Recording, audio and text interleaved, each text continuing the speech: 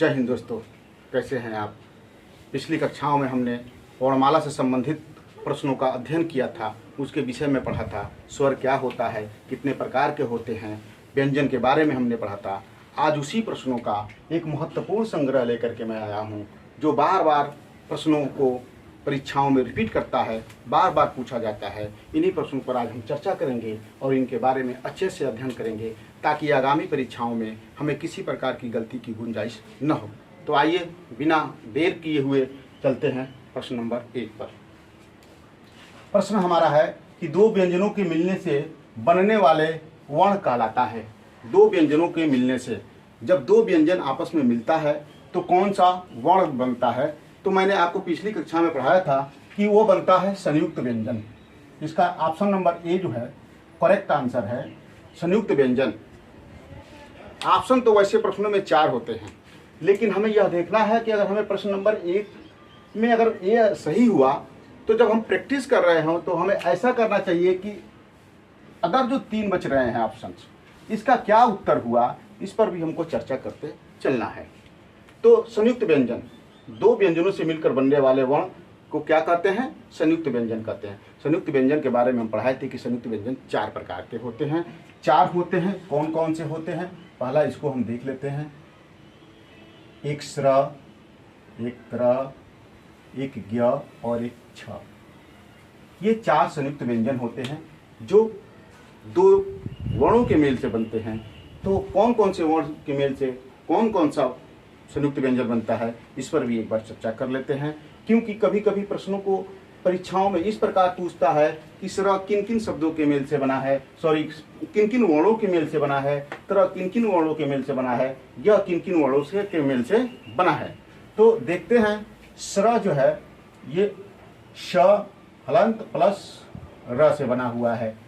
त्र हमारा किससे बना है, त्र हलंत प्लस र से बना हुआ है। और ये छ क प्लस श से बना हुआ है। हमें इस चीज की भी जानकारी रखनी है, क्योंकि कभी कभी प्रश्नों को इस तरह से घुमा करके भी पूछता है कि त्र किन वर्णों के मेल से बना है, स्र किस वर्णों के मेल से बना है। तो हमें इसकी भी जानकारी होनी चाहिए। अब ऑप्शन नंबर 2 को भी टटोलते चले, क्योंकि हमें सिर्फ ऑप्शन नंबर 1 को देख करके तो सही कर दिए हम। इस प्रश्न का उत्तर तो ए हुआ, लेकिन ये जो अगला 3 ऑप्शन है इस पर भी थोड़ा चर्चा करें, ताकि और हमारा कंसेप्ट क्लियर हो जाए। जैसे अल्प प्राण, अल्प प्राण मैं कल बता रहा था पिछली वीडियो में आपको कि अल्प प्राण, प्राण का मतलब वायु होता है, और जिसको बोलने से कम हवा मुंह से निकलती है वो अल्प प्राण होता है। ऐसा कौन कौन सा वर्ण होता है जो अल्प प्राण के अंतर्गत आते हैं। तो अल्प प्राण के अंतर्गत आने वाले हमारे प्रत्येक वर्ग का पहला, तीसरा और 5वां वर्ण, यह हमारा अल्प प्राण के अंतर्गत आता है। पहला, तीसरा और 5वां। इसके अलावा और कौन कौन से होते हैं वर्ण जो अल्प प्राण के अंतर्गत आते हैं। तो आपको मैं बताया था कल पिछली वीडियो में कि अंतस्थ व्यंजन जो होता है अल्प प्राण के अंतर्गत आता है। तो अंतस्थ व्यंजन में कौन कौन से व्यंजन होते हैं, य, र, ल, व। प्रत्येक वर्ग का, वर्ग मीन्स मैं कल बताया था क वर्ग, ख वर्ग, ग वर्ग, इन वर्गों के प्रत्येक वर्ग के पहले, तीसरे और 5वें वर्ण को हम अल्प प्राण कहते हैं। जबकि अंतस्थ व्यंजन य, र, ल, व, यह भी आपका अंतस्थ व्यंजन, यह भी आपका अल्प प्राण के अंतर्गत आता है। महाप्राण, सी नंबर ऑप्शन। महाप्राण के अंतर्गत आने वाले कौन कौन से होते हैं।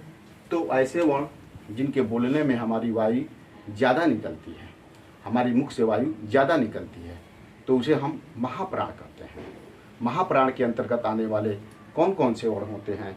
तो महाप्राण के अंतर्गत आने वाले वर्ण, अगर आप अल्प प्राण के बारे में जानते हैं कि 1, 3, 5 ये अल्प प्राण के अंतर्गत आते हैं, तो महाप्राण के अंतर्गत आने वाले दूसरा और चौथा वर्ण आपका हो जाता है। दूसरा व चौथा वर्ण आपका महाप्राण के अंतर्गत आता है। साथ ही ऊष्म व्यंजन जो मैं कल बता रहा था, ऊष्म व्यंजन के बारे में भी, ऊष्म व्यंजन, ये ऊष्म व्यंजन ज और न, ऊष्म व्यंजन श, स, स और ह, यह आपके महाप्राण के अंतर्गत आते हैं। चौथे ऑप्शन को देखते हैं। चौथा ऑप्शन है अंतस्थ व्यंजन।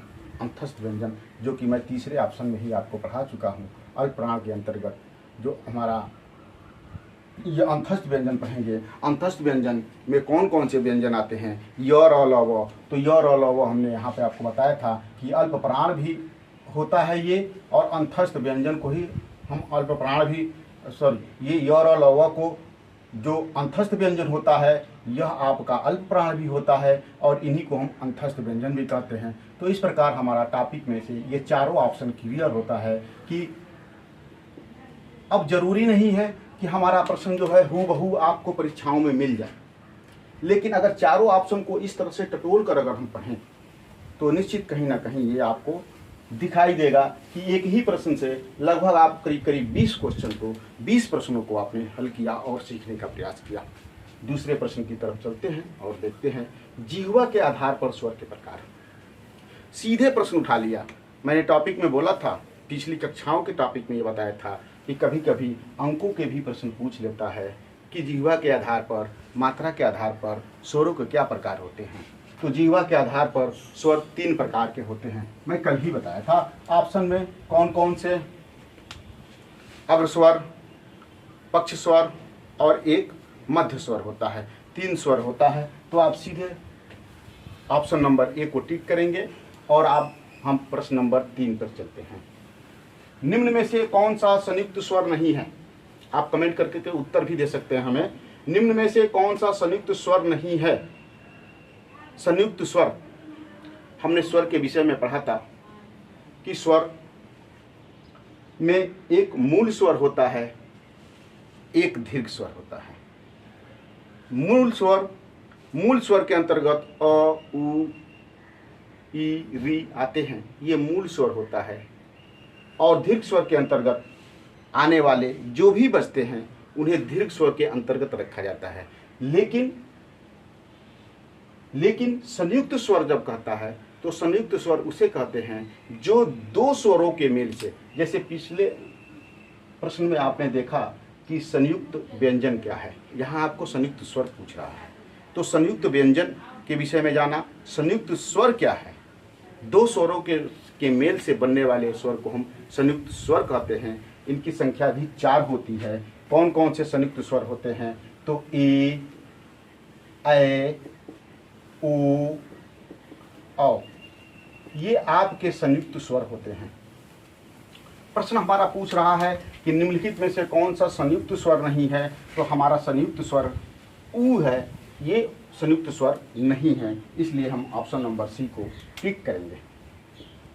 एक बहुत ही महत्वपूर्ण आपके नॉलेज के लिए मैं बता रहा हूं कि प्रत्येक संयुक्त स्वर दीर्घ स्वर होता है, लेकिन प्रत्येक दीर्घ स्वर संयुक्त स्वर नहीं होता है। प्रत्येक संयुक्त स्वर दीर्घ स्वर होता है, लेकिन प्रत्येक दीर्घ स्वर संयुक्त स्वर नहीं होता है। आइए प्रश्न नंबर हम 4 पे चलते हैं।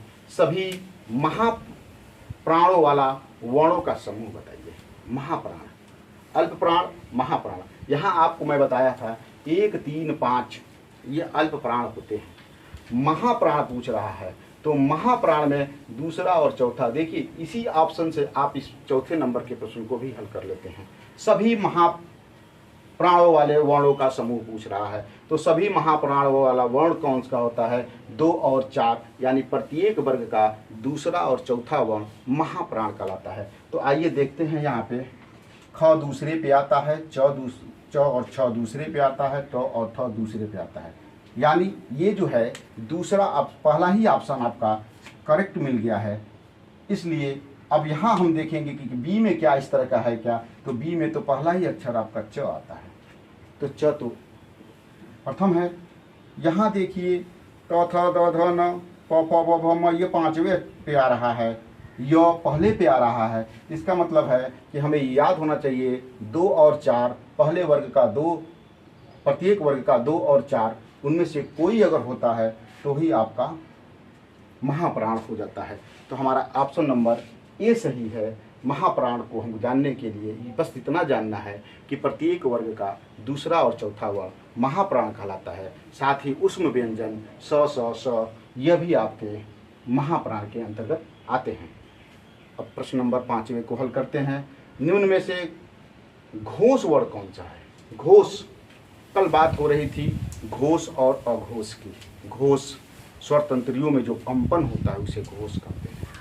स्वर तंत्रियों में जो कंपन होता है घोष होता है। कुछ वर्ण ऐसे होते हैं जिनको जब हम बोलते हैं तो हमारी स्वर तंत्रियों में बिल्कुल ही घर्षण नहीं होता, बिल्कुल ही उसमें कंपन नहीं होता, उन्हें अघोष वर्ण कहते हैं। लेकिन जिनको बोलने से हमारे स्वर तंत्रियों में कंपन उत्पन्न होता है उन्हें हम सघोष या घोष वर्ण कहते हैं। सघोष और घोष वर्ण की पहचान क्या होती है? अगर आप अघोष की पहचान जान गए तो सघोष की पहचान अपने आप ही समझ में आ जाएगी। अघोष जिनमें स्वर तंत्रियों में कंपन बिल्कुल ना हो, यानी प्रत्येक वर्ग का पहला और दूसरा वर्ण अघोष कहलाता है। जबकि सघोष क्या है? प्रत्येक वर्ग का दूसरा, चौथा और पांचवा वर्ण सघोष कहलाता है या घोष कहलाता है। तो इस ऑप्शन में अब हम ढूंढेंगे कि निम्नलिखित में से कौन है ऐसा कि जो पहला और दूसरा पे नहीं आता है। तो यह देखें हम, क पहले पे आ रहा है, च पहले पे ही आता है, ट पहले पे ही आता है। डेफिनेटली ये ज जो है च छ ज देखिए तीसरे पे आ रहा है, इसलिए इसका ऑप्शन नंबर ए सही है। ऑप्शन नंबर ए सही है। अर्ध विवृत, आधा खुला आधा बंद, मैंने पढ़ाया था स्वर मुख के खुलने और बंद होने पर की स्थिति में स्वरों के कितने प्रकार होते हैं। तो मैं बताया था 4 प्रकार होता है। कौन कौन? विपरीत, अर्धविपरीत, संवृत, अर्धसंवृत। यहाँ पूछ रहा है विपरीत। विपरीत मतलब ओपन, खुलने की स्थिति में पूछ रहा है। लेकिन अर्ध विपरीत है तो अर्ध खुला और अर्ध बंद की बात कर रहा है। इसलिए हमारा ऑप्शन नंबर यहाँ पे ए जो होगा वो आपका अर्ध विपरीत होगा। जबकि आ विपरीत के अंतर्गत आता है, उ आपका संवृत के अंतर्गत आता है, वो संवृत के अंतर्गत आता है। प्रश्न नंबर 7 देखें, भाषा की सार्थक लघुत्तम इकाई कौन सी है? सार्थक लघुत्तम इकाई कौन सी है भाषा की? यहाँ देखिए सार्थक लघुत्तम इकाई पूछा है, यानी भाषा की सबसे छोटी इकाई कौन सी होती है। और तो यहाँ पे ऑप्शन में है शब्द, पद, ध्वनि, वाक्य। याद रखिए वर्ण को ही हम ध्वनि भी कहते हैं, इसलिए हमारा ऑप्शन नंबर सी यहाँ पे करेक्ट होगा। और हम इसे सी करेक्ट करेंगे और टिक करेंगे नंबर सी को, क्योंकि भाषा की सबसे छोटी सार्थक इकाई जो होती है वह ध्वनि होती है। प्रश्न नंबर 8 है, ओ औ किस प्रकार के वर्ण है? मैं प्रश्न नंबर यहाँ आप देखिए, प्रश्न नंबर मैंने यहाँ आपको दिखाया है, निम्नलिखित में से कौन सा संयुक्त स्वर नहीं है। इसका मतलब है कि संयुक्त स्वर है तो 2 स्वरों के मेल से बना होगा। जब 2 स्वर होगा, डिफरेंट 2 स्वर होंगे तो एक स्वर तंत्री के किसी अलग भाग से, दूसरा स्वर तंत्र के किसी अलग भाग से निकलता होगा। लेकिन जब दोनों मिलकर किसी एक स्वर का निर्माण करते हैं तो उनको क्या बोलते हैं? आइए देखते हैं। कह रहा है ओ औ ये किस प्रकार के वर्ण है? तो यह कंठोष्ठ है, क्योंकि अ जो होता है कंठ से निकलता है और ई से मिलकर बना हुआ है, तो कंठोष्ठ। सॉरी ओ अच्छा, ये कंठ और ये ओष्ठ से मिलकर बना हुआ है तो हो जाएगा कंठोष्ठ। इसलिए हम कहेंगे ओ और औ किस प्रकार के वर्ण है? तो ऑप्शन नंबर डी सही है, क्योंकि कंठोष्ठ से है, ये कंठोष्ठ होता है। ओ और औ किस प्रकार के वर्ण है? तो कंठोष्ठ हैं। निम्न में से कौन सा पार्श्विक ध्वनि है? कल मैं पार्श्विक ध्वनि पिछली कक्षाओं में मैंने पढ़ाया है। अगर आपने वीडियो न देखा हो तो मेरे डिस्क्रिप्शन बॉक्स में जाइए और वहां से आप मेरी वीडियो को प्ले कर सकते हैं, देख सकते हैं। मैं कल यहाँ पिछली कक्षा में मैं कल बता रहा था आपको कि पार्श्विक ध्वनि और लुंठित ध्वनि क्या होता है। तो पार्श्विक ध्वनि आसानी से जानिए कि पार्श्विक ध्वनि ल होता है और लुंठित ध्वनि र होता है। इसको पकड़ने का सबसे आसान तरीका अगर मैं आपको बताऊं, कभी आप पार्श्विक और लुंठित में कंफ्यूज ही नहीं हो पाएंगे। इसके लिए आप बस इसको लिखने के गौर से देखिए आप लिख रहे हैं लुंठित, यहाँ लिख रहे हैं पार्श्विक। याद रखिए जहाँ ल आए उसको र मान लेना है, लुंठित होता है र, और जहाँ पे र आए उसको ल मान लेना है, यहाँ होता है पार्श्विक। तो याद रखिए पार्श्विक ध्वनि हमारा ल होता है। ऑप्शन नंबर बी हमारा सही है। और हम प्रश्न नंबर 10 पे चलते हैं। विसर्ग से बना कौन सा है? विसर्ग अयोग वाह में हमने बताया था कि अनुस्वार होता है और विसर्ग होते हैं, अनुस्वार और विसर्ग। यहाँ देखें कि विसर्ग किसमें प्रयोग हुआ, ये लिखा है अधः निह स्त्री, थोड़ा सा, निम्न में से कोई नहीं। तो हमारा ऑप्शन सीधे सीधे दिख रहा है कि यहाँ पे विसर्ग का इस्तेमाल निह स्त्री में हुआ है, इसलिए हम ऑप्शन नंबर बी को टिक करेंगे और हमारा प्रश्न यहाँ करेक्ट हो जाता है। हिंदी वर्णमाला में व्यंजनों की संख्या क्या है? मैं अपने पहले ही वीडियो में ये आपको बताया था कि मूल रूप से जो हिंदी वर्णमाला में वर्णों की संख्या है उसमें व्यंजन की अगर संख्या पूछता है आपको तो 33 होता है। लेकिन दो और व्यंजन जुड़ जाते हैं जिनका निर्माण आधुनिक हिंदी के अंतर्गत आकर के होता है, जिन्हें हम उच्छिप्त व्यंजन भी कहते हैं। ये उच्छिप्त व्यंजन यदि जुड़ जाता तो इसका कुल संख्या 35 हो जाता, लेकिन ऑप्शन में 35 कहीं नहीं है। अगर 35 हो तो निश्चित आंख मूंद करके आप 35 पे क्लिक कीजिए, क्योंकि वर्णमाला में व्यंजनों की कुल संख्या 35 ही होती है, लेकिन मूल रूप से यहाँ पे दिया हुआ है 33 दिया हुआ है ऑप्शन, इसलिए हम जाएंगे और 33 को क्लिक करेंगे, क्योंकि वर्णमाला में मूल रूप से व्यंजनों की जो संख्या होती है वह 33 ही होती है। निम्न में नासिक ध्वनि कौन सी है? नासिक जो नाक से हवा निकले, जिस वर्ण को बोलते समय हमारी नाकों से हवा निकलती है उस वर्ण को हम नासिक ध्वनि कहते हैं। और मैं आपको बताया था कि प्रत्येक वर्ग का 5वां वर्ण जो होता है वो नासिक होता है। प्रत्येक वर्ग का 5वां वर्ण नासिक होता है। तो प्रत्येक वर्ग का 5वां वर्ण कौन कौन सा होता है? जैसे आपने देखा है कि नासिक कौन कौन सा होता है, तो एक तो स्वर, ये देखिए अनुस्वर है, यह भी नासिक में आता है। अंगा, या, आड़ा, न, म, ये नासिक के अंतर्गत आते हैं। तो निम्न में से नासिक ध्वनि कौन सी है? तो आपका ऑप्शन इनमें से कोई एक दिखता है तो आप ये टिक करेंगे कि नासिक ध्वनि कौन सी है। तो हमारा ऑप्शन नंबर डी बताता है कि अण जो है यह हमारा, अड़ जो है हमारा, ये आपका नासिक ध्वनि के अंतर्गत आता है। दोस्तों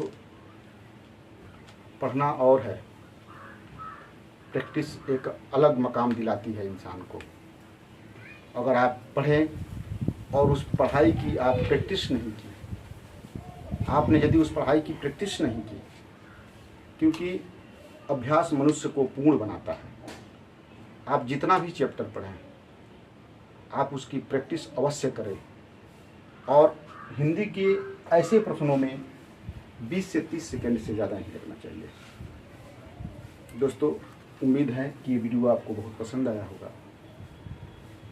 पसंद आया हो तो लाइक कीजिए, सब्सक्राइब कीजिए, और ऐसे ही वीडियो पाने के लिए हमें और प्रोत्साहित कीजिए, ताकि और अच्छे से अच्छे हिंदी से संबंधित मैं आप लोग के लिए वीडियो ले आ सकूं।